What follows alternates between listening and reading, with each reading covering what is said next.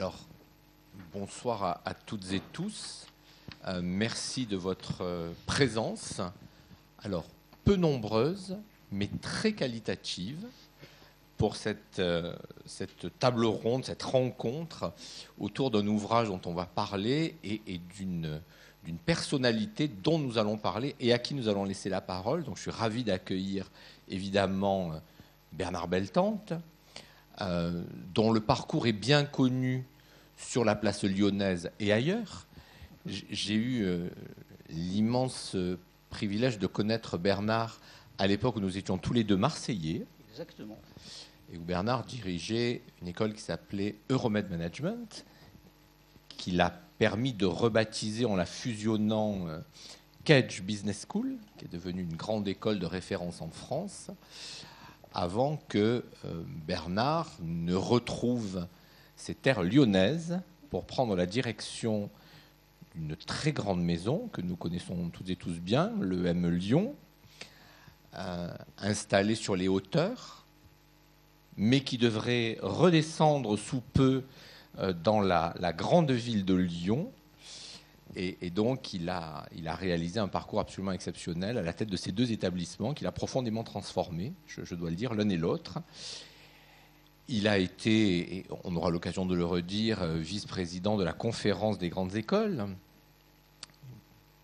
au chapitre en particulier des écoles de management.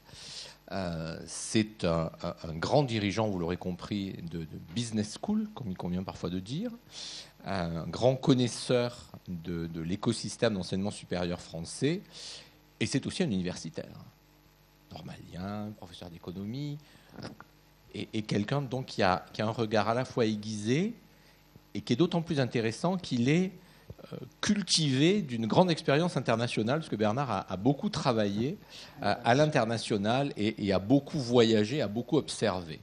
Alors ce soir, avant de revenir à Bernard et à son ouvrage et d'entamer cette phase de questions qu'on souhaitera la plus interactive possible, je vais me permettre de laisser se présenter les deux collègues qui sont à mes côtés et qui vont, nous allons tous ensemble discuter, animer un petit peu le débat. Peut-être Cécile d'abord, Cécile Delolme, directrice de l'ENTPE, mais je te laisse te présenter, évoquer ton parcours dans lequel, on le verra, les grandes écoles ne sont pas non plus absentes. Bonsoir, bonsoir à tous. Merci pour me donner l'occasion de participer à ce débat. Donc Cécile Delolme, directrice de l'ENTPE. On ne décline plus les lettres, puisqu'on n'est plus du tout l'École nationale des travaux publics de l'État. Donc on s'intitule École de l'aménagement durable des territoires sous la tutelle du ministère de la Transition écologique. Et donc nous formons des ingénieurs civils et fonctionnaires qui œuvrent à ces différentes missions. Je suis diplômée de 7 établissements. J'ai eu une carrière de chercheur et ces dernières années, j'ai porté une initiative d'excellence qui a vu la création de l'université Gustave Eiffel. Oui. Voilà. Qui rassemble l'université, un EPST et 4 écoles. Voilà. Donc beaucoup d'expériences dans des milieux différents, des grandes écoles, des universités et des établissements nationaux. Voilà. Merci Cécile, merci d'avoir accepté de jouer ce jeu, puisqu'on va se présenter aussi certains membres éminents de l'assistance, mais on ne fait pas ça dans un ordre classique, c'est un choix. Et donc je vais laisser tout de suite la parole à Pascal Gibert, qui est à mes côtés, qui va aussi évoquer son parcours. Bonsoir, merci de m'avoir invité à cette soirée. Moi, je suis issue aussi de l'INSA de Lyon. Mais par contre, j'ai quitté le milieu des grandes écoles. Et aujourd'hui, je suis directrice générale d'une société qui s'appelle LPA. Et là, c'est pareil, on ne décline plus les lettres pour dire Lyon Parc Auto, parce qu'on ne fait plus que des autos. On fait beaucoup d'autres choses que les autos. Voilà, donc je suis lyonnaise et issue de cette grande école de l'INSA, promotion 94, génie civil et urbanisme. On dit GCU 94 entre nous, c'est ça. Voilà, donc avec un joli point de vue de diplômée de grandes écoles, dirigeante d'entreprise. Et je vais me permettre aussi d'associer à cette présentation, je ne vais pas faire beaucoup plus longue, c'était une présentation, une invitation qui associait les écoles d'ingénieurs du site lyonnais. Donc je salue mon ami Pascal Ray, directeur de l'école centrale de Lyon. Je salue également David Delafosse, donc, qui est actuellement le directeur de l'école des mines de Saint-Étienne. Je salue également le président de l'Université de Lyon, la personne de Franck Debouc, qui est également ici. Puis je me permets de saluer Jean-Michel Longueval, vice-président de la métropole, en charge de l'enseignement supérieur, de la recherche et de l'innovation, que je remercie vivement de sa présence. Nous ne faisons pas un tour de table, un tour de salle, mais l'assistance est de qualité. Donc je salue les collègues, professeurs, directrices d'établissement ou directeurs d'établissement qui sont aussi parmi nous, et puis représentants des élèves, parce que nous en avons un, il est d'autant plus précieux. Merci Paul de votre présence. Et merci beaucoup. Alors, sans plus tarder, parce que ce préambule était peut-être un petit peu long, mais ça me permettait de saluer et puis de montrer un petit peu l'intérêt qu'on peut avoir sur ce sujet. Moi, je voudrais dire qu'on a souhaité, avec Bernard, se donner l'opportunité de ce temps d'échange, parce que je suis tombé avec délice dans l'ouvrage que Bernard a commis avec un autre ami qui est Philippe Jamet, grand connaisseur aussi des grandes écoles, qui ne pouvait être présent avec nous aujourd'hui. Et ce dictionnaire inattendu des grandes écoles que nous avons lu portant, j'allais dire en sous-titre quasiment, mais en tous les cas un bandeau intitulé donc « À lire avant de supprimer les grandes écoles ». J'aurais ajouté « À lire d'urgence avant de supprimer les grandes écoles », mais c'était un peu l'esprit. Et l'idée était d'autant plus nécessaire que, vous l'avez vu, alors c'est un peu un serpent de mer. À chaque campagne présidentielle, la question de la place des grandes écoles dans le paysage de l'enseignement supérieur français revient.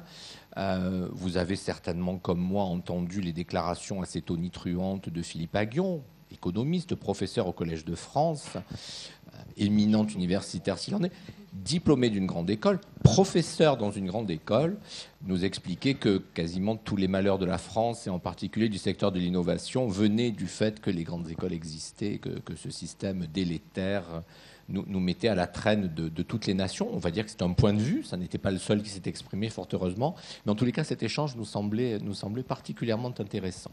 Voilà, donc je ne vais pas être beaucoup plus long, et je ne sais pas, je voulais tout de suite proposer, entrer un peu dans le vif du sujet, et puis laisser les questions arriver pour que vous puissiez aussi réfléchir à des questions que vous avez déjà certainement formulées. Alors, petite question préliminaire pour lancer les débats. À la lecture du dictionnaire, on est frappé de voir à quel point les diplômés des grandes écoles, qui sont ici aussi très représentés, ont façonné et continuent de façonner ce pays. J'ai découvert des choses absolument passionnantes. Et puis dans le même temps, c'est ce qu'on disait de notre ami Philippe Aghion, c'est peut-être parmi eux que l'on trouve les plus vifs détracteurs de ce système. Alors pourquoi ces diplômés, qui souvent d'ailleurs enseignent aussi dans ces grandes écoles, sont aujourd'hui aussi critiques, d'après toi Bernard, de ces établissements à qui ils doivent beaucoup, pour ne pas dire tout? On commence fort.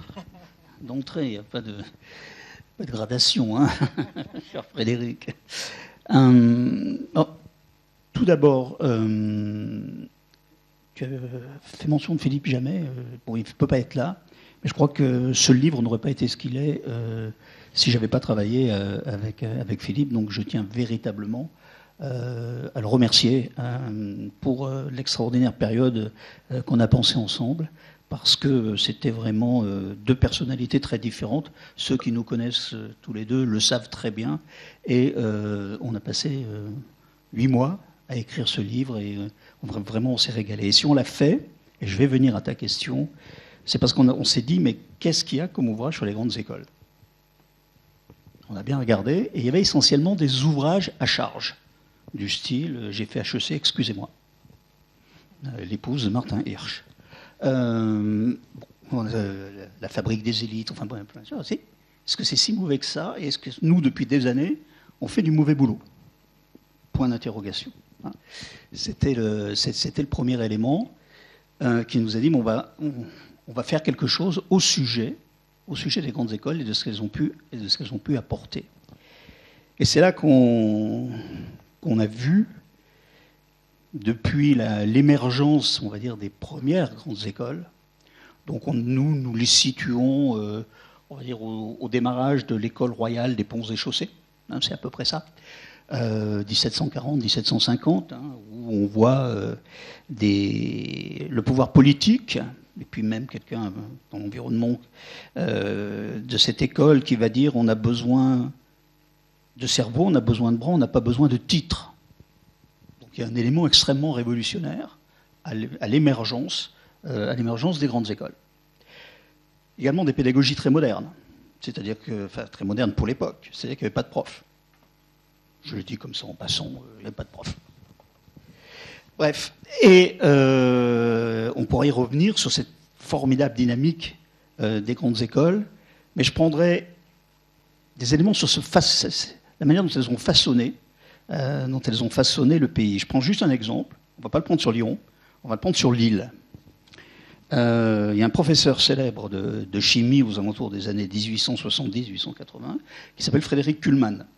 On le connaît bien puisque Péchinet, Eugène Kuhlmann, les usines Kuhlmann, donc à la fois un grand chimiste, un grand entrepreneur, et à l'époque, il est président de la Chambre de commerce et d'industrie de Lille. Et il y a un grand dîner avec Napoléon III. Et dans ce dîner, il dit « Nous avons besoin d'écoles pour former des directeurs. » Et non pas des écoles pour former des contremaîtres, parce que tout le monde en avait. Les écoles pratiques de commerce existaient, l'équivalent sur les écoles, on va dire, d'ingénierie, mais il n'y avait pas d'école de directeurs. Et il propose à l'époque, on a retrouvé les documents, de créer une école industrielle, agronomique et commerciale. 3, en même temps. C'est intéressant comme démarche en tant qu'entrepreneur. Et Napoléon III dit, banco, on y va, on le fait. Et ça a donné ce qui est aujourd'hui Centrale Lille. Quand on regarde toute l'histoire et toute l'affiliation de cet institut, c'est Centrale Lille aujourd'hui.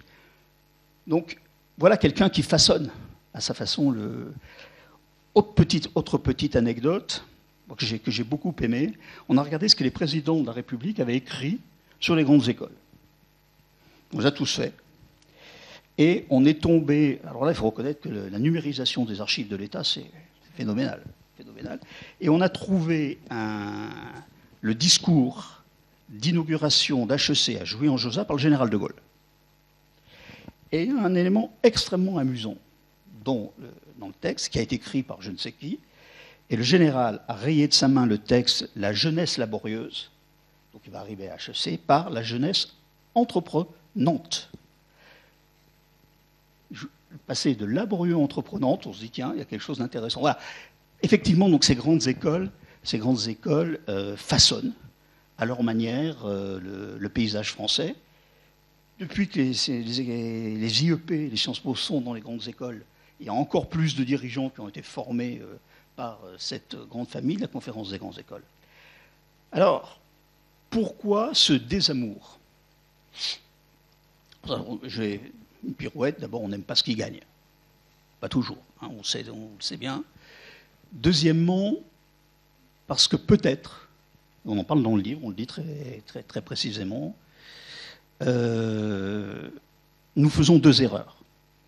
La première, c'est qu'on considère que les grandes écoles, c'est uniquement X, Centrale, Supélec, et puis bon, allez, on va en trouver 2 ou 3 autres. Hein. Puis bon, avec les gens qui démarrent après le bac, on va mettre l'INSA, mais on met X. Voilà. D'ailleurs, quand on parle des grandes écoles, on colle une photo de Saint-Cyr ou de l'X, défilé du 14 juillet. On a l'impression qu'on est tous avec nos casoirs et ces choses-là. Et de l'autre côté, c'est HEC, et c'est avec l'INSEAD. Et on ne parle jamais de tout le reste. Et notamment de l'extraordinaire diversité des écoles d'ingénieurs. Qu'on s'intéresse à la cognitique, une fabuleuse école, du côté de Bordeaux, sur la cognitique. Et quand on voit ce que cette école fait aujourd'hui au niveau des neurosciences, au niveau de l'intelligence dite artificielle, c'est juste exceptionnel. C'est une des premières écoles au monde. On s'intéresse au bois. Extraordinaire. Il y a 2 écoles d'ingénieurs autour du bois. C'est phénoménal de voir ce qu'elles sont capables de former, ce qu'elles sont capables d'analyser sur la filière bois. Et Dieu sait si c'est au centre quand même d'un certain nombre d'actualités. Donc, premier défaut, quand on parle des grandes écoles, on parle de 4 ou 5, et on rajoute l'ENA, qui n'existe plus, qui renaît. Et la deuxième erreur qu'on fait, c'est qu'on pense que tous les diplômés de toutes les grandes écoles se comportent avec beaucoup d'arrogance. Et là, on a un vrai souci. On a le souci de l'arrogance des diplômés des grandes écoles et dans la reproduction du pouvoir. Et cette arrogance, elle vient des statuts. Alors, je le dis tel que je le pense, tel qu'on l'a écrit. On a un système en France qu'on appelle les corps d'État. Il y a quand même des gens qui, par le moment où ils rentrent en prépa, ils visent le corps d'État. Alors, je cite une anecdote réelle, vécue par un des auteurs, quand il va à son premier cours d'analyse macroéconomique assuré par le prix Nobel Maurice Allais. Maurice Allais les accueille, messieurs, parce que c'est essentiellement des hommes. Dans le système universitaire français, il y a des universités et des grandes écoles. Dans les grandes écoles, il y a les écoles d'ingénieurs et le reste. Dans les écoles d'ingénieurs, il y a Polytechnique et le reste. Et dans Polytechnique, il y a le corps. Je me présente, Maurice Allais, major du corps.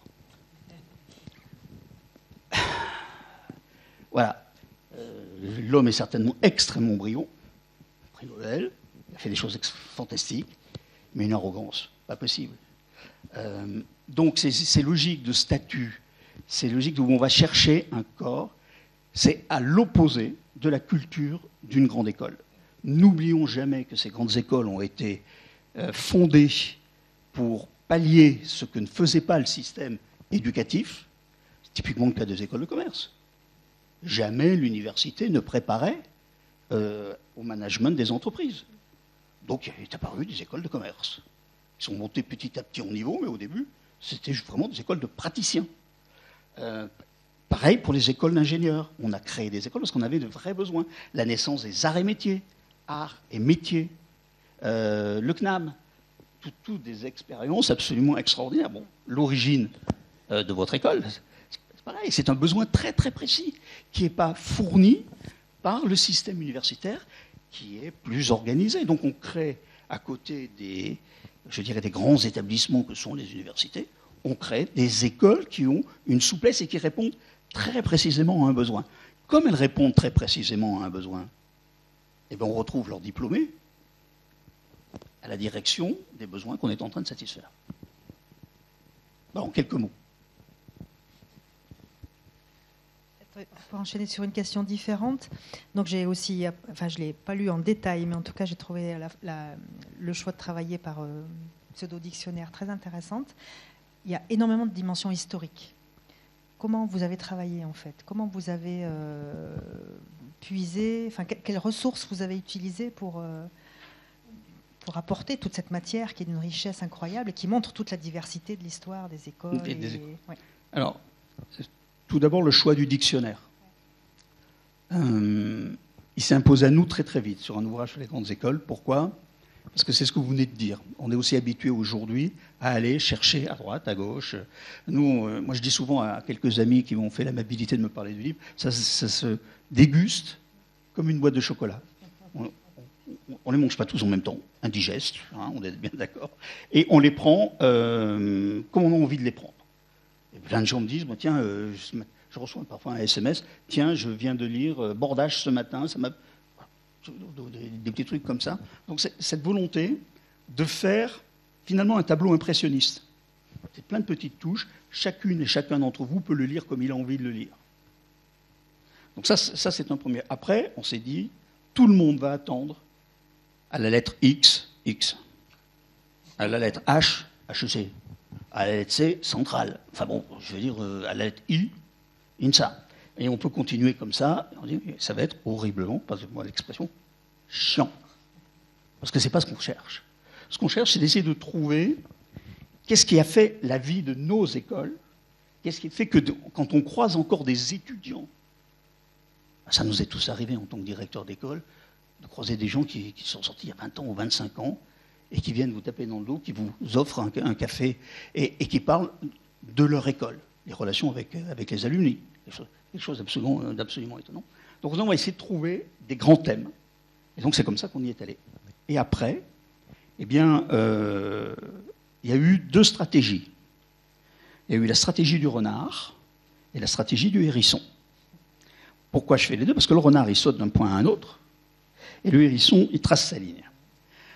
Donc, De temps en temps, Philippe était hérisson, moi j'étais renard. De temps en temps, c'était l'inverse, en fonction de notre domaine. On a systématiquement, on s'est dit, le modèle, c'est sur un sujet, comment on peut en parler de manière non attendue, comment on peut citer des femmes et des hommes qui ont fait ces grandes écoles, et comment on peut montrer une innovation. L'exemple type pour nous, il était clair qu'on avait un sujet, au début on s'était dit un sujet autour du genre. Les grandes écoles, les gens, nous on était au tout début de la mixité des grandes écoles quand on est rentré. Aujourd'hui, il y a encore des efforts à faire, n'est-ce pas, messieurs les directeurs des écoles d'ingénieurs. D'autre côté, du côté des écoles de management, ça a déjà été fait.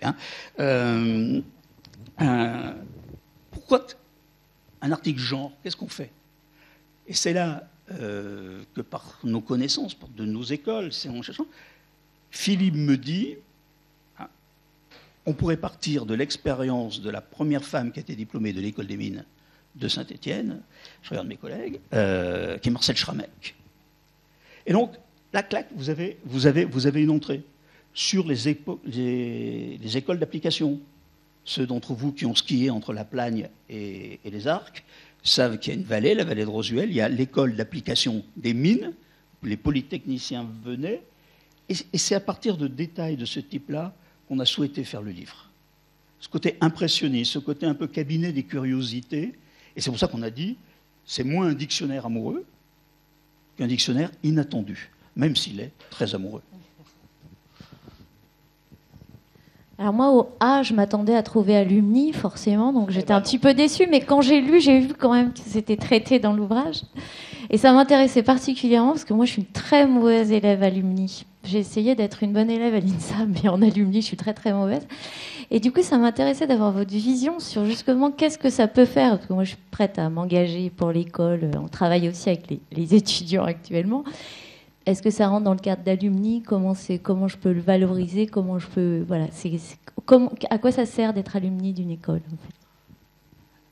Alors, nous n'avons pas d'article alumni, nous n'avons pas d'article anciens élèves ou diplômés. On en a quand même un qui est bien plus beau. Alma Mater. Parce que les écoles sont véritablement les alma mater de leurs diplômés, d'une manière ou d'une autre. En plus, ça faisait une référence quand même à la plus vieille université européenne, dont c'était la devise. Donc à partir de là, on s'est dit avec Alma Mater, on va traiter la relation qui se construit entre un élève de grande école, et vous avez vu qu'on dit élève et pas étudiant, entre un élève de grande école et son école. Philippe et moi, nous avons une conviction, et moi je l'ai toujours eue dans mes années de dirigeant, ça ne m'a pas valu que des amis. Là, le capital d'une école, le vrai capital d'une école, ce sont ses diplômés. Ce sont ses diplômés. Pourquoi? Parce que les directeurs que nous sommes passent. Applaudis, pas applaudis, vénérés, haïs, on s'en fout, on passe. Les administrations passent aussi. Mais des diplômés vont continuer à se retrouver. Des diplômés vont continuer à parler de leur école. Et il y a quelque part ce lien. Alors je ne vais pas parler de fierté, je ne pense pas que ce soit le bon mot qu'il faille utiliser. Je crois qu'il faut utiliser un mot de dire mon autre mère, enfin voilà, Alma Mater, c'est ce que ça veut dire. Et donc, alors, nous en France, on l'a peut-être moins compris, mais si vous regardez dans des pays anglo-saxons ou en Allemagne, c'est quelque chose de très très fort. Mais vraiment de très très fort. Et vous avez des diplômés qui participent de manière très significative au financement de leur école. Au financement de leur école. Alors, je dirais que pour les écoles payantes, on entend souvent dire on a payé nos études, maintenant on ne peut pas continuer à payer.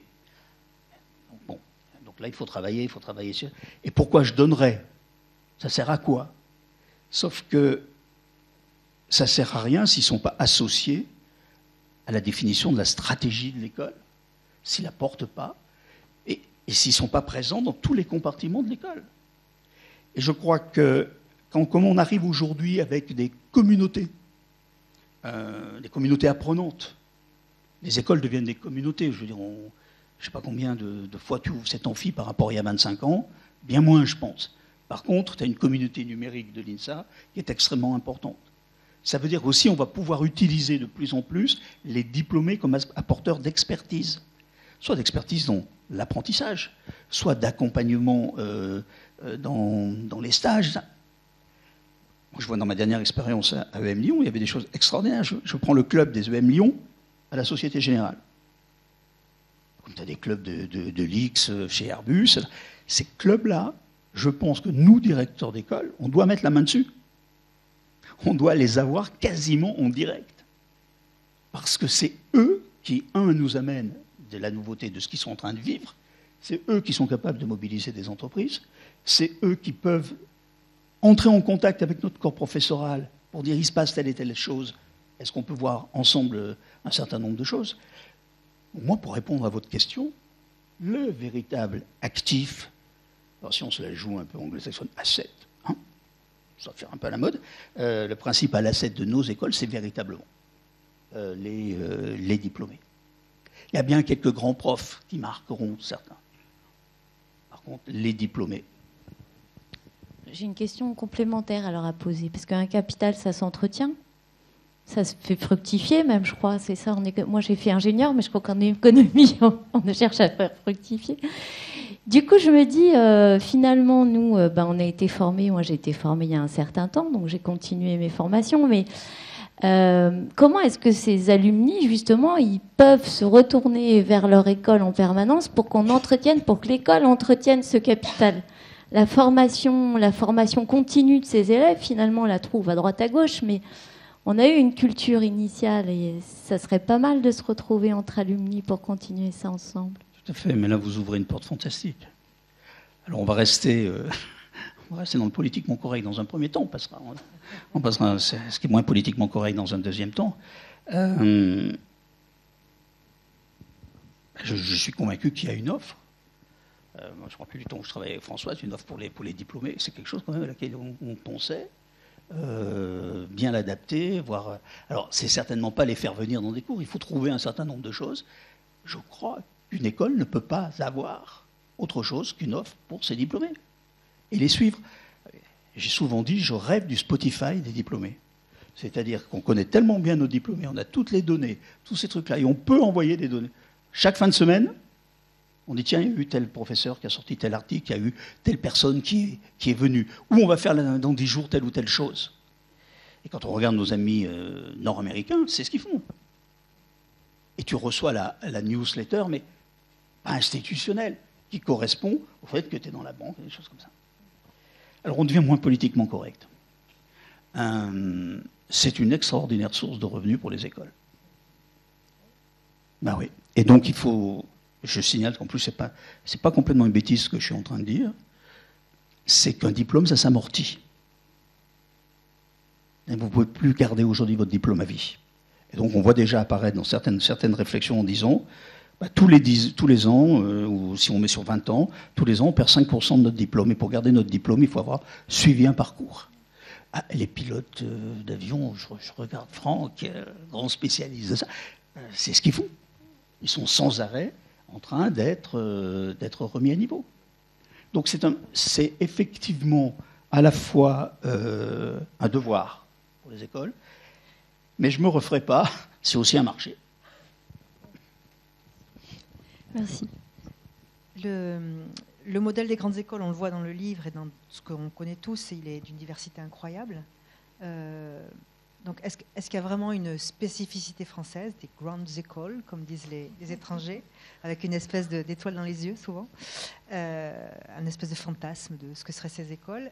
Est-ce que, à l'heure d'aujourd'hui, est-ce que c'est vraiment encore si spécifié en quoi? Ou est-ce que finalement, on trouve quand même des choses qui ressemblent sérieusement à l'international? Pour essayer de donner une réponse à votre question, j'ai envie de dire, si un étudiant de classe prépa me disait c'est quoi c'est quoi une grande école et à quoi ça sert. Alors je vous invite à aller voir les podcasts que nous avons enregistrés avec Philippe Jamet. Ils sont en ligne à partir d'aujourd'hui. C'est un petit côté publicitaire. C'est d'une part une volonté d'excellence. Alors après, il faut la définir. Mais vous pouvez remarquer, on le dit souvent dans le livre, il faut souligner l'excellence professionnelle des grandes écoles. C'est-à-dire très concrètement, il n'y en a pas une dans l'eau qui n'a pas des diplômés qui ont d'excellentes carrières ou des vies en cohérence avec ce qu'ils font. Donc cette excellence, c'est dans la capacité à préparer des diplômés pour la vie active, et il faut entretenir cela. Et il faut l'entretenir. Donc ça c'est un premier point. Est-ce qu'il y a d'autres établissements dans le monde qui font ça? On se dit déjà oui, hein, il y en a plein. Le deuxième élément, il y a quand même une forme de sélection. Alors, peut-être pas de la meilleure manière qui soit, mais elle existe quand même. Soit à l'entrée, soit à la sortie. Mais on ne peut pas arrêter à un moment donné de faire une sélection. C'est ensuite un capital marque. Je trouve c'est quelque chose de très important pour nos écoles. Messieurs des écoles des mines, des écoles centrales. Et quand je vois parfois des sigles un peu bizarres, je me dis, moi j'aurais tendance à mettre un sigle plus compréhensible. Et on fait très attention, hein, parce qu'on peut détruire une marque. Est-ce que vous savez, on peut toucher là aussi pour ça, hein, le mot Sorbonne, une marque mythique, ils sont 4 à se la partager. Du coup, vous êtes quelle Sorbonne? Et vous faites quoi? Alors qu'il y a une capacité mondiale. Hein. La Sorbonne, c'est une marque mondiale. Donc, troisième point, c'est une marque.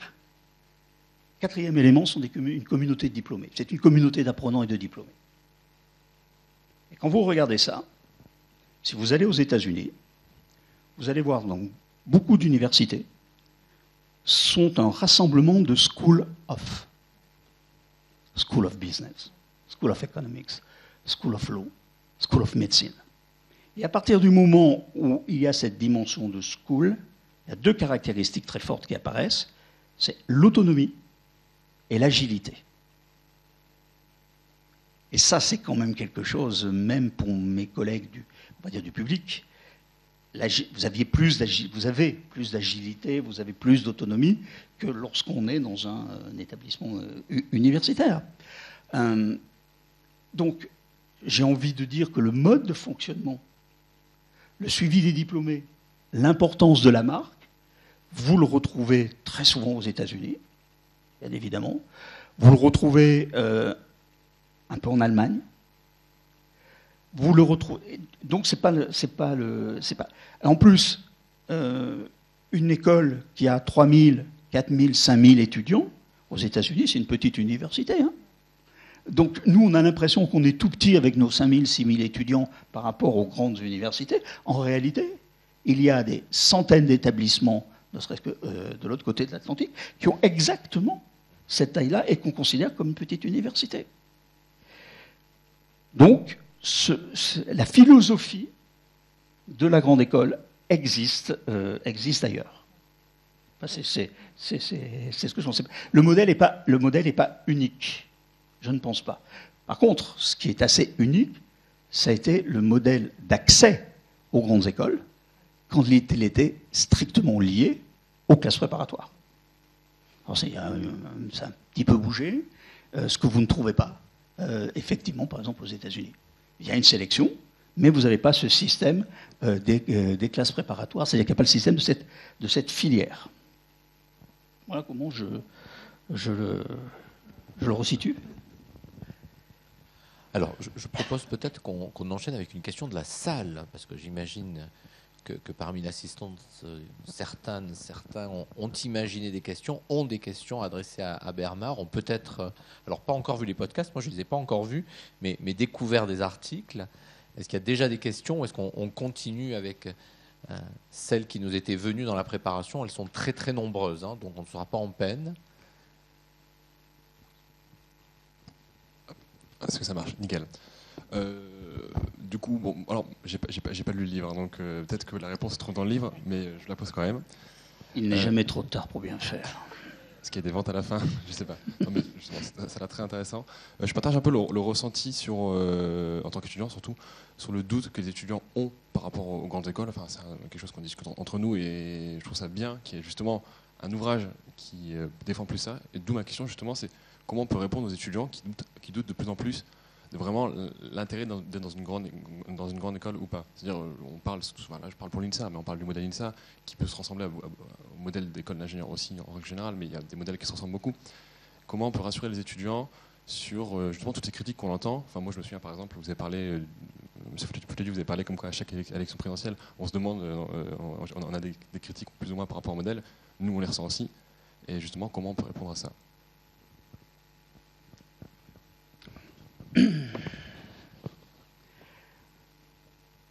Je vais mettre tout de suite les choses au point sur un élément.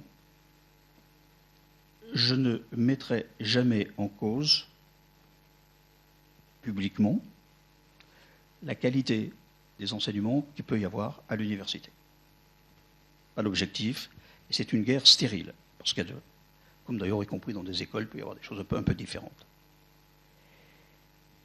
Pourquoi choisir une grande école plutôt que d'autres systèmes? Premier élément, mais ça ne fait pas tout, il y a une histoire. Alors je sais très bien qu'on n'achète pas des actions d'une entreprise pour les dividendes qu'elle a versés les 50 dernières années, mais on attend plutôt les autres. Malgré tout, il y a une philosophie qui est portée par les directeurs, qui est portée par les alumni, par les directeurs, par les directrices, qui ont toujours cette volonté très forte d'innover. Quand vous lirez le livre, regardez un peu toutes les innovations pédagogiques, elles viennent des grandes écoles. Les innovations au titre, par exemple, de l'apprentissage, ça vient d'une grande école. Donc, il y a cette volonté d'être toujours au plus près de ce qu'on disait à une époque la nation, mais aujourd'hui ce que le monde ce dont le monde de l'entreprise a besoin. C'est pour ça que, par exemple, on choisit aussi des écoles en fonction du réseau d'alumni, hein, la puissance du réseau d'alumni. Donc ça c'est un premier point. Deuxièmement, les écoles se disent ouvertement professionnalisantes. Je n'entends pas le même discours dans un certain nombre de filières universitaires. Mais c'est leur choix. C'est leur choix. Donc, ces deux éléments-là, vous entrez dans une structure qui a une très forte volonté d'innovation. C'est depuis plus de 200 ans, ces écoles innovent. Et les professeurs qui vont dans ces écoles, ils ont aussi cette volonté-là. Très proche du monde de l'entreprise. Des niveaux d'emploi absolument exceptionnels pour toutes ces écoles-là. Pourquoi douter? Parce qu'il faut un petit peu travailler. Ouais, mais non, mais attendez, on va dire des choses telles que, on va pas demander. Ras-le-bol d'entendre parler de l'ascenseur social. C'est pas un ascenseur qu'il faut. Un ascenseur, c'est pas difficile, la porte s'ouvre, j'appuie sur le bouton, je monte tout seul. Profondément désagréable. C'est l'escalier social. Pour arriver en haut, il faut quand même monter les marches. Je veux dire, on est un certain nombre ici à être passé sur ces bancs-là. Il y a quand même eu des moments où on a sacrément douté, parce qu'on avait sacrément marre de bosser. Mais on l'a fait. Et aujourd'hui, on accompagne aussi, parce que tout le monde ne peut pas être au plus fort. Je crois qu'il y a une qualité d'accompagnement qui est extrêmement forte. Donc, voilà, quand on doute, il faut douter pour la bonne raison. Si c'est pour dire quel est l'impact en termes d'emploi, on connaît la bonne raison. La qualité de l'enseignement, en général, c'est plutôt quand même de très bonne qualité. La qualité d'innovation, etc. Et puis moi, je vais aller un tout petit peu plus loin. Et là, c'est mon caractère un peu polémique. On dit, mais nous, on ne comprend pas qu'il y a des gens qui préfèrent payer des frais de dans un secteur où on paye des frais de scolarité, alors qu'il y a des formations gratuites. Juste une remarque. C'est qu'il y a plein de gens qui préfèrent payer pour un succès garanti que d'aller dans un système gratuit où l'échec est souvent présent. C'est très violent ce que je dis. Sauf que quand quelqu'un rentre dans une de nos écoles, 99,9%, il sort, et toute sa vie, il sera dans le même système. Il sera toujours dans une... S'il le veut, ou si elle le veut. Donc le doute, bon, c'est très bien. Après, vous pouvez choisir, parce que les modes pédagogiques ne sont pas les mêmes, les libertés ne sont pas les mêmes, la vie associative n'est pas la même, etc. Est-ce que j'ai à peu près répondu à votre question? Ouais. Alors, sur le temps qu'une autre question se pose, on a balayé un peu les termes, on a commencé par alma mater, c'est puissant, terme noble. On trouve aussi des termes plus surprenants dans le dictionnaire. Moi, j'ai adoré l'article péripatéticien, je précise au masculin. Tu peux nous éclairer sur ces choix de termes qui interpellent, sur celui-ci, dont l'article est passionnant? Non, mais il y a... nous faisons quand même, dans ce papier-là, une référence philosophique de l'école péripatéticienne, et c'est surtout la capacité d'apprendre en marchant. Et ça veut dire beaucoup de choses. Notamment dans la pédagogie. J'ai été très frappé. Enfin, moi, que ce soit, je vais prendre mes amis, que ce soit Franck, que ce soit Pascal, combien de fois on s'est retrouvés dans des labos que vous aviez ou qu'on pouvait avoir, des Fab Labs, et en disant, mais finalement, je me rappelle de Pascal me dire, on leur apprend une posture d'ingénieur. C'est le mot que tu avais dit quand on était en train de visiter le labo de Manu France, là, qui était... Bon. C'est ça, apprendre en marchant. C'est que tu es accompagné, tu avances petit à petit, tu n'es pas systématiquement dans un amphithéâtre, on te permet de faire. Que ce soit par les travaux que l'école va te permettre, que ce soit par les conférences extrêmement nombreuses, par la capacité d'être très proche des profs. Tu vois, et donc cette capacité d'apprendre en marche. Et avec un élément très fort, les grandes écoles ont une pédagogie de discontinuité. Les grandes écoles ont inventé toutes les coupures. On a inventé les stages. On a inventé les années césure. C'est-à-dire qu'on dit, ben ça suffit, on coupe. Vous allez faire autre chose. Pour plein de raisons. Les grandes écoles, pendant très longtemps, on parlait des ponts et chaussées, il n'y a pas eu de prof. C'était des ingénieurs sur le tas, qui étaient en train de travailler, qui avaient des élèves, et les élèves regardaient ce qu'ils faisaient. Les expériences pédagogiques qui ont été menées, enfin, il y a Thierry Pic qui est là, Dieu sait s'il en a fait plein, c'est des ruptures pédagogiques. Donc on apprend, c'est pour ça qu'on a utilisé péripatéticien. Alors effectivement, nous on a gardé une autre image du mot péripatéticien, mais chez les philosophes grecs, ça voulait dire beaucoup de choses, hein, les Champs-Élysées, enfin bon, il y avait... et je crois qu'il faut savoir garder ça. D'autant plus à l'époque du numérique. Je trouve quand même, bon, on peut faire beaucoup de numérique, mais comment on marche ensemble avec le numérique?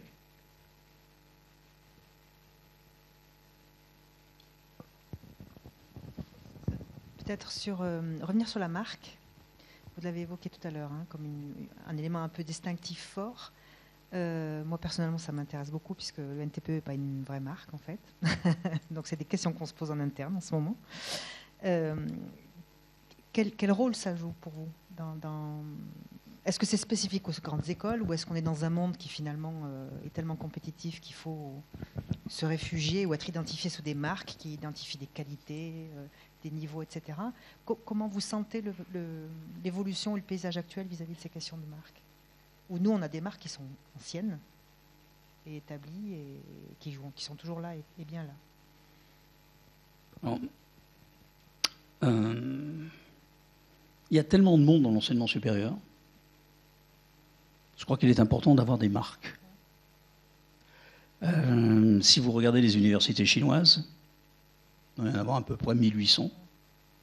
Et si je vous parle de Tsinghua, si je vous parle de Jiaotong Shanghai, on connaît.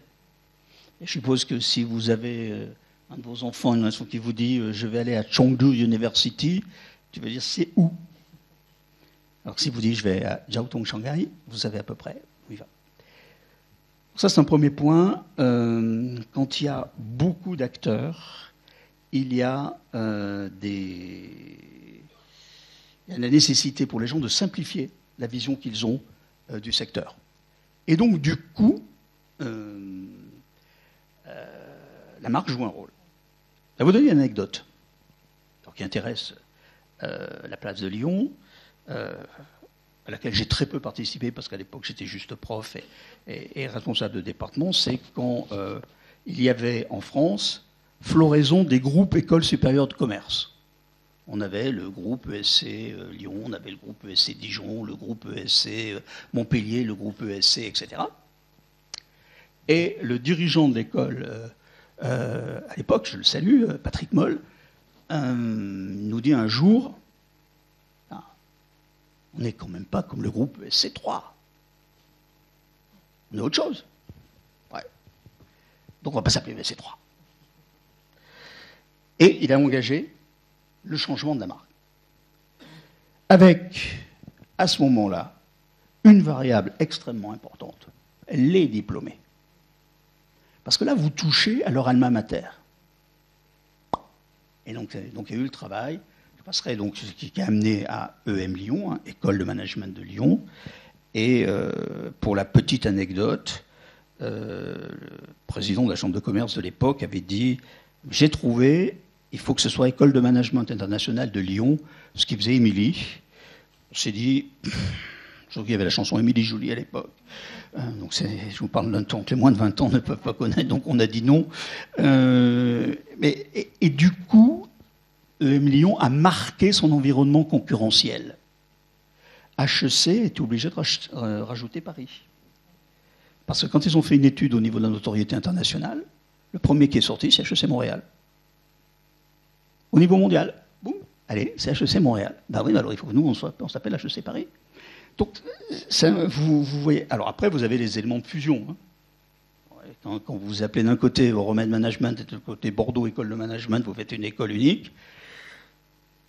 Ben, l'un refuse que l'autre l'emporte, donc il vous faut une nouvelle marque et qui porte le message, de l'école. Donc oui, et en plus on est sur un marché de notoriété. Pascal. Je vais passer mon micro, Véronique. Moi, je voulais parler de la lettre R. J'ai trouvé comme Ray, oui, voilà. Pascal, R. Non, on n'a pas mis Ray. Non, mince, dommage. Non, R comme recherche. Parce que j'ai apprécié la lecture de ce volet-là. Et parce que c'est un vrai sujet où on est régulièrement chahuté sur le sujet dans les grandes écoles. Voilà, donc si tu peux revenir un peu... Oui, je vais revenir un petit peu là-dessus. Je crois que c'est un article on avait une règle avec Philippe. Il devait y avoir un 100% d'accord du partenaire pour garder l'article. Recherche, on a dû faire une douzaine d'allers-retours. C'est normal. C'est normal. Il y a eu aussi Colcagne, le pays de Colcagne sur les classes prépa, qui nous a demandé beaucoup d'ajustements. D'abord, ce qu'on a voulu dire avec Philippe, c'est que arrêtons de dire que les grandes écoles ne font pas de recherche. Pas vrai.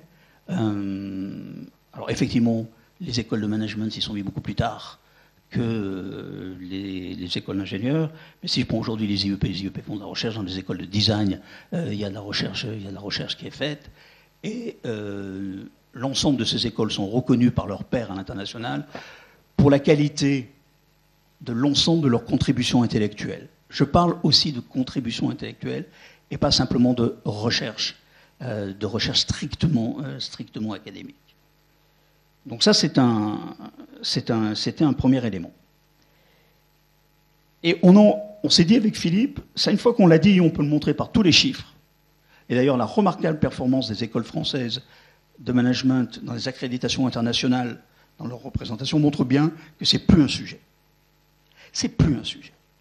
Par contre, ça commence à devenir un sujet, et on le dit, quand la finalité d'une démarche c'est la recherche elle-même, et ce n'est pas les compétences des apprenants.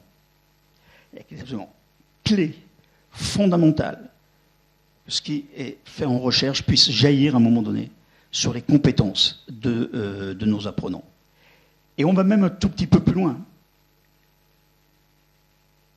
Attention, une recherche qui serait complètement décalée du monde de l'entreprise nous paraît moins en cohérence avec la mission d'une grande école qui est quand même sur l'emploi.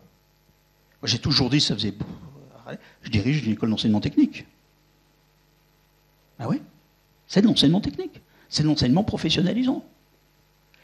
Et c'est peut-être là que ces deux biocénoses, puisqu'on a un article sur biocénose, que sont les universités et les grandes écoles, c'est peut-être là qu'il faut adapter les contributions intellectuelles à la finalité de l'organisation.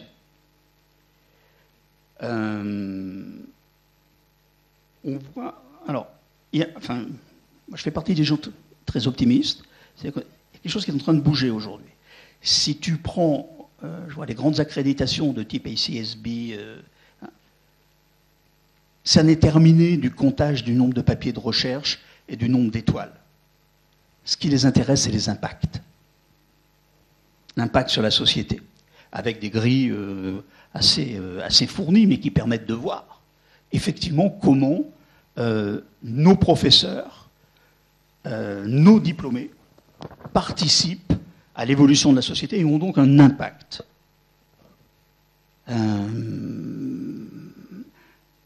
Troisième élément, il faut peut-être aussi se rendre compte aujourd'hui que tous les professeurs n'ont pas exactement les mêmes compétences. Et qu'on peut très bien avoir dans une grande école des gens qui vont faire une recherche de tel ou tel type, d'autres une recherche de tel ou tel type, d'autres vont faire de la pédagogie. C'est cette espèce de communauté avec des profils différents, mais surtout, le pire pour nos écoles, ce serait d'avoir le modèle universitaire pur, où on ne ferait que compter, en priorité, ce qui est publié.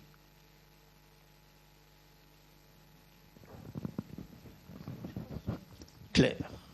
Là, c'est les accréditations qui parlent.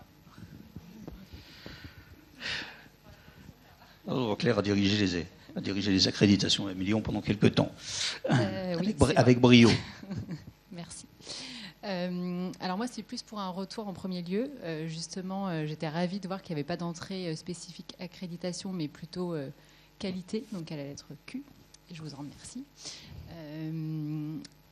En fait, c'est assez rare, effectivement, de voir que la qualité et les accréditations sont plutôt vues comme des leviers et pas comme, comme une fin en soi ou des pins qu'on arbore comme une vitrine.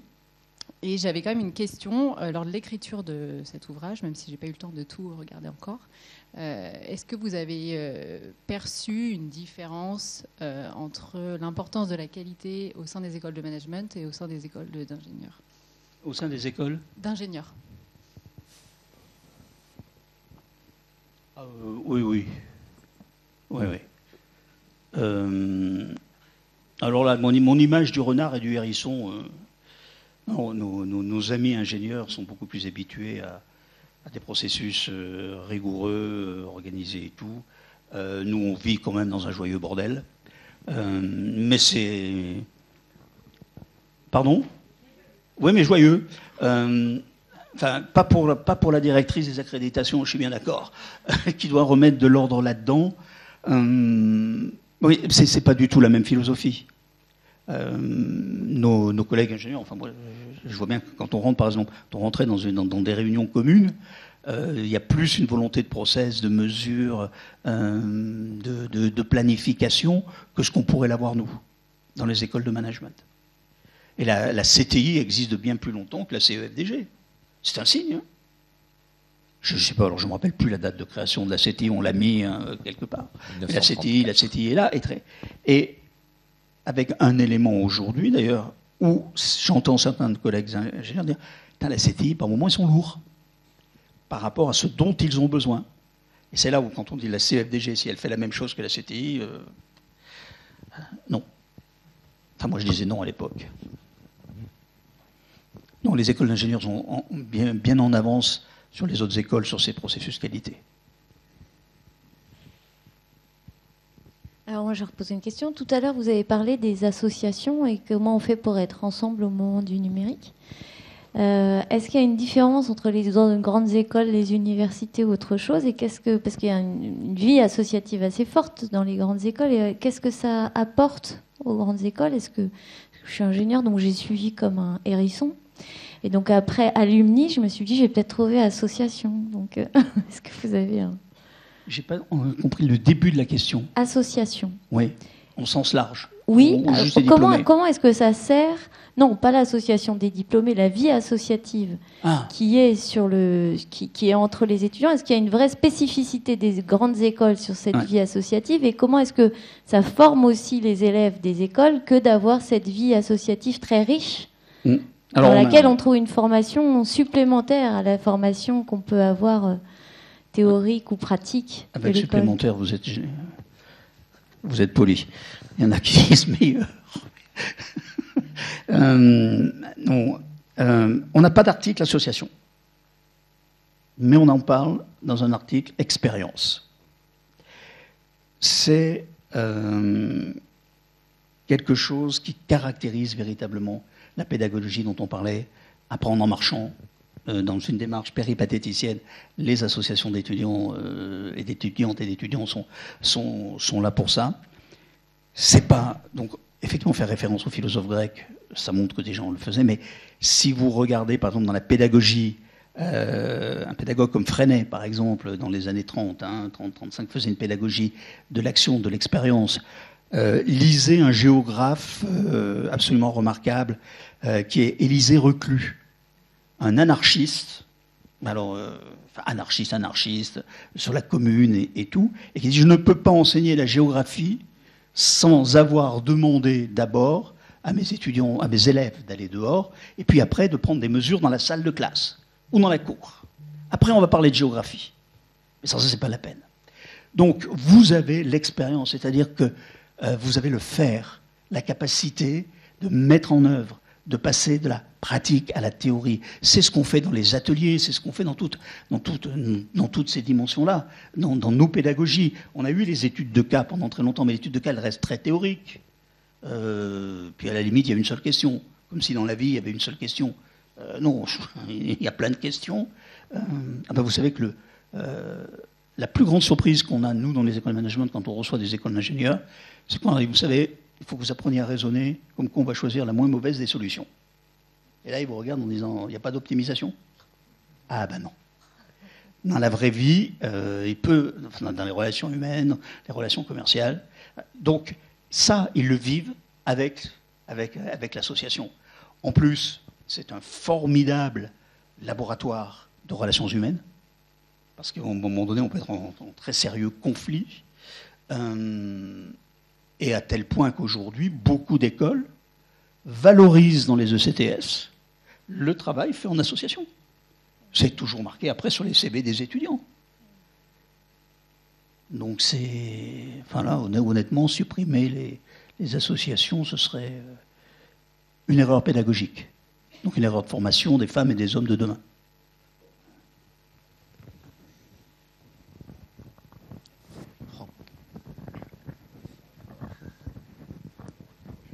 Merci Bernard, j'ai pas lu le livre, mais c'est une histoire de jour. Pour moi, les grandes écoles, c'est une formidable réussite de l'employabilité du Bac+5. Et je pense que ça ne remet pas en cause l'importance du doctorat, mais l'efficacité d'un Bac+5 de grande école n'a pas d'équivalent, je pense, au monde. En termes d'efficacité de l'employabilité.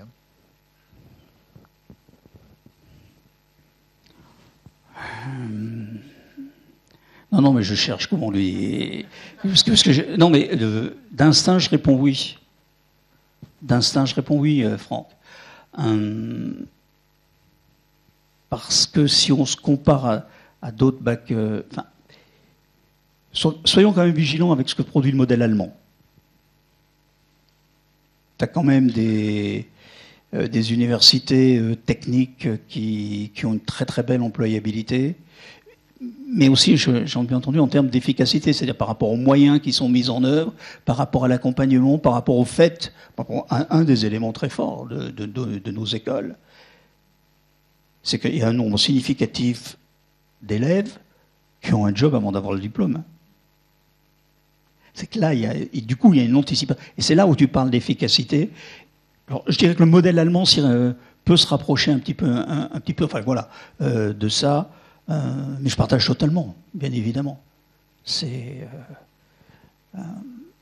D'ailleurs, la finalité, c'est pas que nos étudiants deviennent des docteurs. Il y en a quelques-uns comme ça, mais c'est pas le but. Et tu mets le doigt sur un autre élément, c'est-à-dire quelle est la légitimité des grandes écoles de faire du Bac+3. Alors je ne parle pas des écoles qui recrutent tout de suite après le bac, mais pour les autres. La légitimité, c'est qu'elles peuvent avoir la même efficacité professionnelle. Et là, on peut interroger la finalité professionnelle du bachelor, qui peut être juste un premier cycle qui permet de rentrer dans un programme master.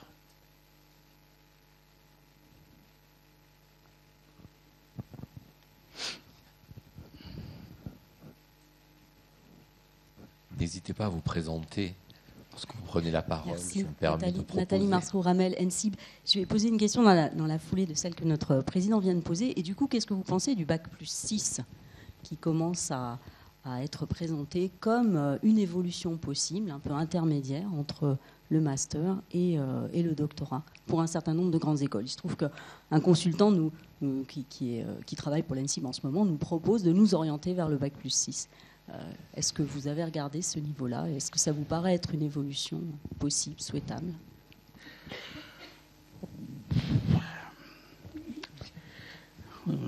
Alors,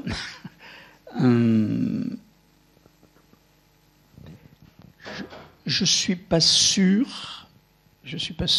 que d'abord que je vais avoir la même vision du Bac+6 que celle que vous avez. Donc n'hésitez pas à me corriger. Il existe du Bac+6 déjà.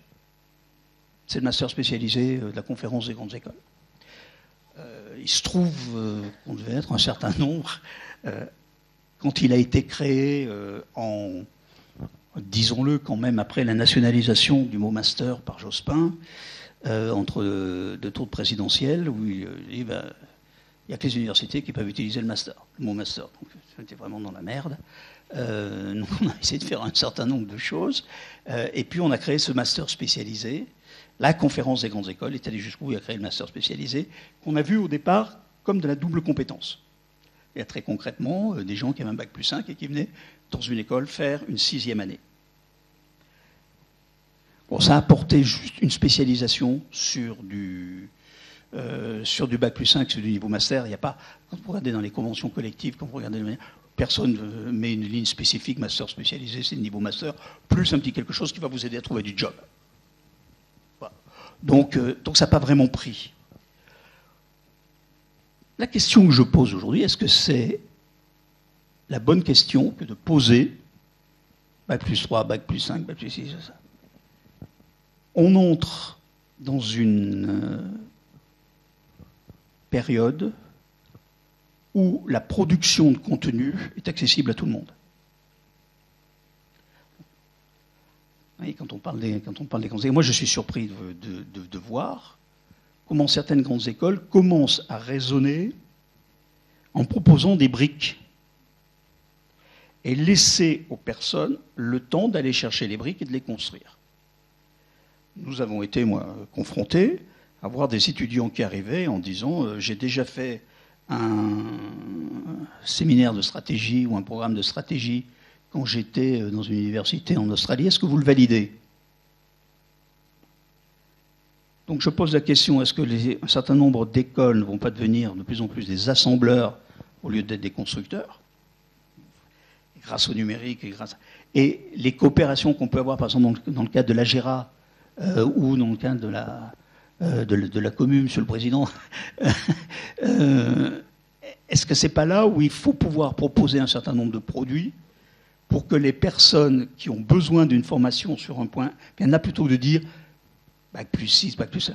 Regardez sur LinkedIn, les gens mettent en avant les certificats qu'ils sont en train de faire et la durée de valeur, la durée de validité du certificat. Donc je crois qu'aujourd'hui, à proposer une évolution, je proposerais plus d'aller dans l'hybridation, d'aller dans des certificats qu'on peut se proposer les uns aux autres, construire les uns avec les autres, que de dire ça va être bac plus 6. Entre nous, se dit, est-ce que les études ne sont pas déjà trop longues? Alors, il faut en rajouter. Pas sûr. En plus, elles coûtent extrêmement cher, qu'elles soient financées par l'État ou dans un système privé. Voilà, comme ça, à brûle-pourpoint. Peut-être une question sur un sujet d'une actualité qui est tout aussi brûlante et qui montre un peu la mobilisation et qui est un sujet de préoccupation, je pense pour les jeunes en particulier, hein, les élèves de nos écoles, qui ont été parmi les premiers en France à se mobiliser sur les questions environnementales et sur l'urgence à se saisir de ces questions. Force est de constater que dans le paysage de l'enseignement supérieur français, ce sont les étudiants des grandes écoles qui ont été les premiers à se mobiliser. Aujourd'hui, tu parlais d'agilité, on voit que des écoles, alors c'est le cas pour le groupe INSA, mais c'est le cas pour Audencia, c'est le cas pour un grand nombre d'établissements qui travaillent, qui avec The Shift Project, qui avec d'autres ensembles, d'autres ONG, pour réfléchir à comment se saisir de ces enjeux, comment se transformer face à l'urgence climatique, face aux grands défis qui sont devant nous. D'après toi, quelque part, on le voit aussi au travers d'un certain nombre d'articles, qu'est-ce qui fait que nos grandes écoles sont, ou pas, en capacité de se saisir de ces questions-là? Qu'est-ce qui fait sans doute que leur communauté d'étudiants et de diplômés aussi, ils sont peut-être plus sensibles que d'autres?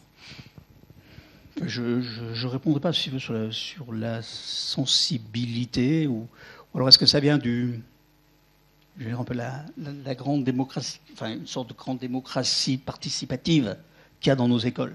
Je veux dire, c'est quand même assez fréquent que tu descendes encore. Moi, je descendais, on voit les étudiants, on entend des choses, on regarde ce qui se passe. Donc, c'est pas impossible. Je veux dire qu'effectivement, on a nos étudiants sont plus enclins que les autres.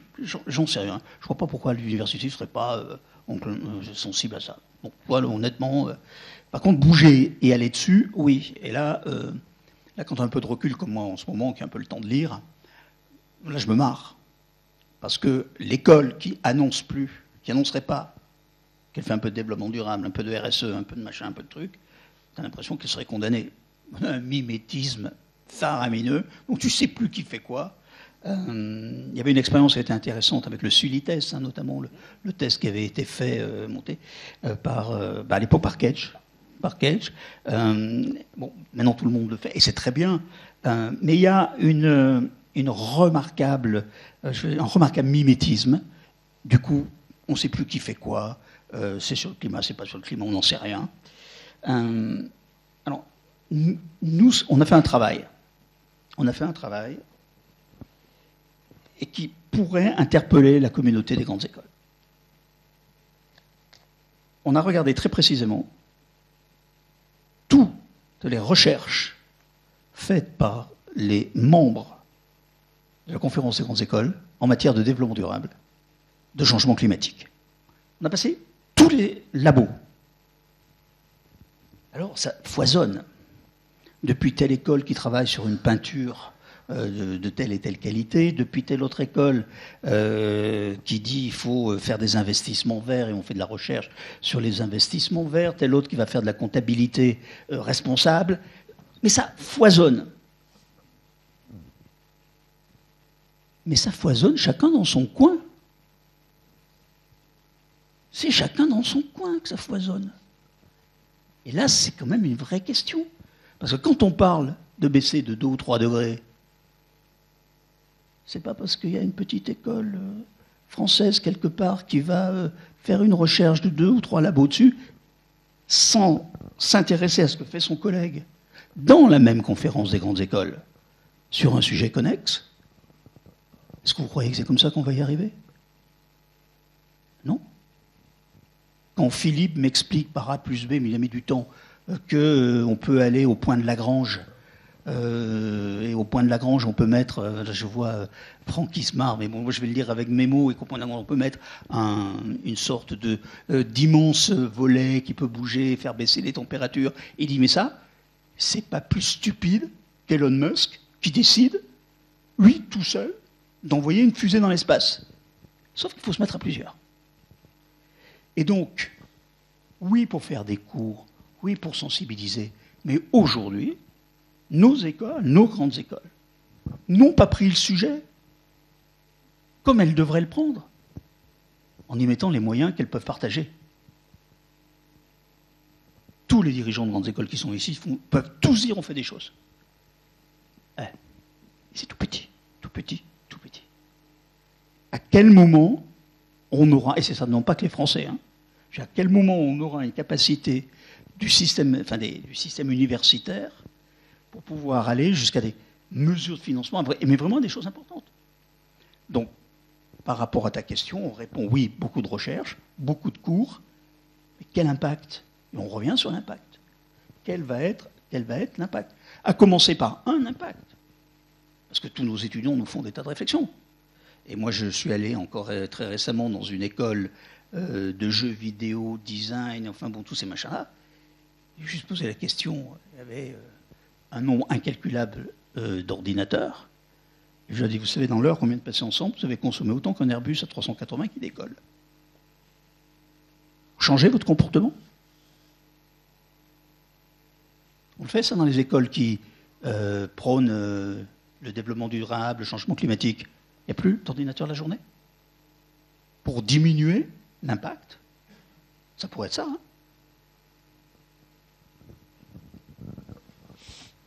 Interpellation qui nous parle. Les collègues comprendront. Non mais prends juste la GERA. 42 écoles, c'est la plus grande conférence régionale de grandes écoles en France. La plus grande. Est-ce que ce n'est pas un sujet à prendre? Vous êtes 42. 42 ensemble, quelle puissance? Sur un sujet qui demande quand même autre chose que de dire oui, on a sorti une étude sur ça.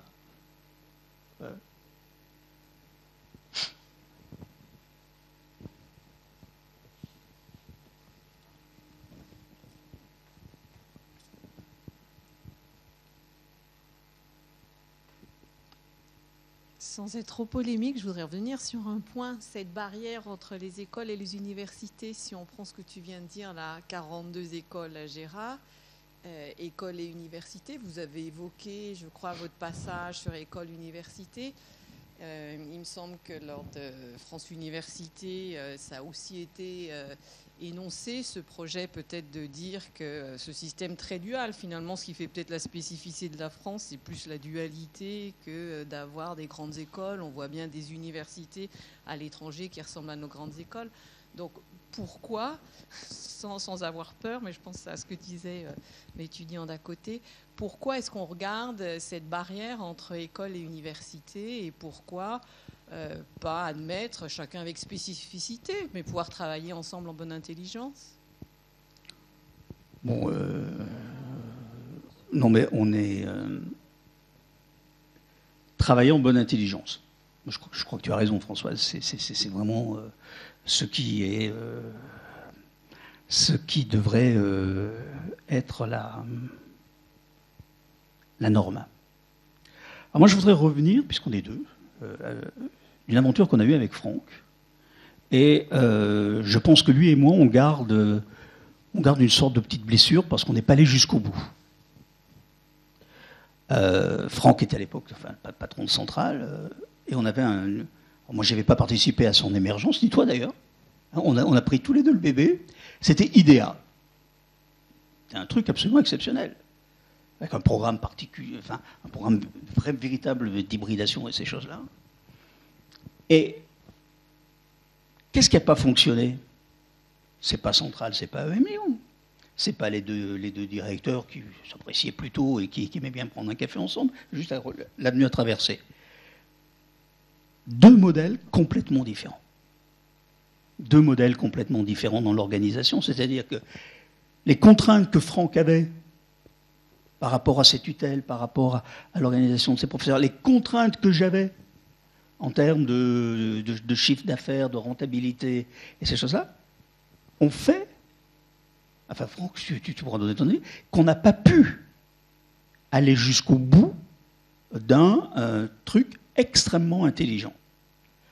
Donc, quand tu dis pourquoi ne pas travailler ensemble, oui, bien sûr, sauf que là, le modèle que je mets, ce n'est pas un modèle école et université, c'est un modèle aussi privé versus un modèle public, ce qui, à un autre moment, pose aussi un problème. Et c'est là que je pense que nos écoles de business en France, elles sont trop seules.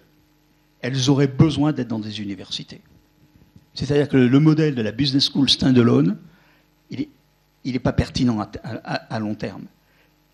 Donc, intégrer une université, ok, mais à ce moment-là, sans perdre en agilité, sans perdre en autonomie, sans perdre automatiquement sur sa marque.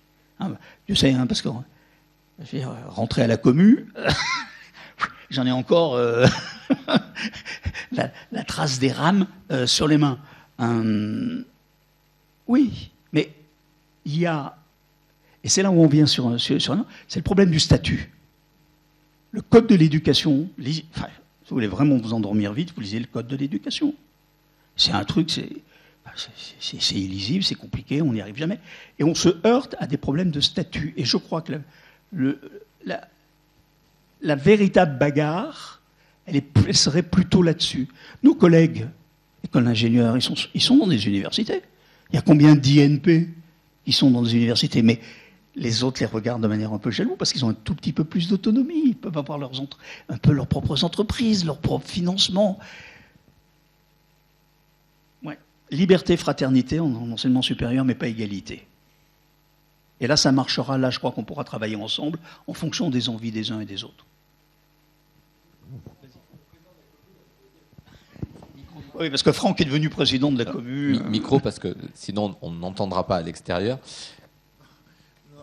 Oui, je disais, à vous de réponse. Hein. La commune fait travailler ensemble université et grandes écoles. Donc c'est quand même une des missions de la commune. Mais ce qui est intéressant, c'est que la remarque que faisait Bernard, c'est que dans le code de l'éducation, qui est le même code hein, pour les établissements publics, je parle public, dans lequel on a les écoles et les universités. Le législateur, qui est quand même le public, a prévu des modes, des statuts d'organisation très différents. Très différents. Et aujourd'hui, l'idée de l'État, c'est de dire les écoles, vous allez intégrer le modèle universitaire. Et c'est là les grandes difficultés qu'il y a actuellement, et ce que dit Bernard, l'importance que les écoles accordent à leur agilité, qui est donnée grâce à leur statut, dans lequel ils donnent plus de place à l'extérieur. Le directeur d'une grande école n'est pas membre du conseil d'administration, mais il rapporte au conseil d'administration, contrairement à l'université. Il y a plus d'extérieurs que d'internes. Oui, je suis d'accord. Par contre, les grandes écoles, enfin pas les grandes écoles, les grandes écoles et les universités doivent travailler ensemble. Ça, c'est ce que disait Bernard, et je crois qu'on n'a pas c'est du bon sens. Hein. Et aujourd'hui, je pense que partout, il n'y a aucun directeur d'école ou président d'université qui va dire il ne faut pas de coordination territoriale. Tout le monde est convaincu de l'intérêt de rapprocher. Mais c'est vrai que les modèles statutaires sont différents, et quand l'État dit le bon modèle, c'est le modèle universitaire, forcément, ça fait réagir les grandes écoles.